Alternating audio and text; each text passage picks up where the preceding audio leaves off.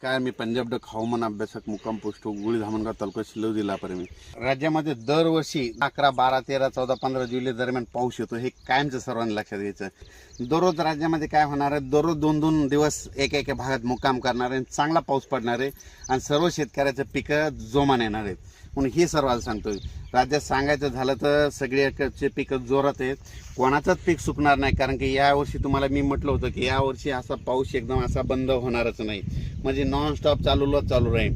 4 दिवस एखाद्या विदर्भात राहील तर 4 दिवस पुन्हा पश्चिम महाराष्ट्रात राहील, 4 दिवस मराठवाड्यात राहील, 2 दिवस उत्तर महाराष्ट्रात राहील, पण पाऊस चालू राहणार आहे.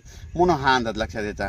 पण आणखीन एक परत तर राज्यात सर्वांना सांगू इच्छितो की राज्यात 14 जुलै 14, 15, 16, 17, 18, 19, 20 जुलैपर्यंत राज्यात चांगला पाऊस पडणार आहे. दररोज एका भागात 2-2 दिवस एका भागात मुक्काम करणार आहे आणि जोराचा पाऊस पडणार आहे. म्हणून हा अंदाज लक्षात घ्यायचा.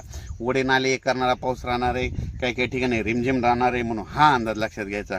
पण परत शेतकऱ्याला सांगू इच्छितो की राज्यामध्ये जशी वापसा भेटेल तसं तुम्ही तुमचे तण नियंत्रण करून घ्या. पण हे देखील तुम्हाला सांगू इच्छितो.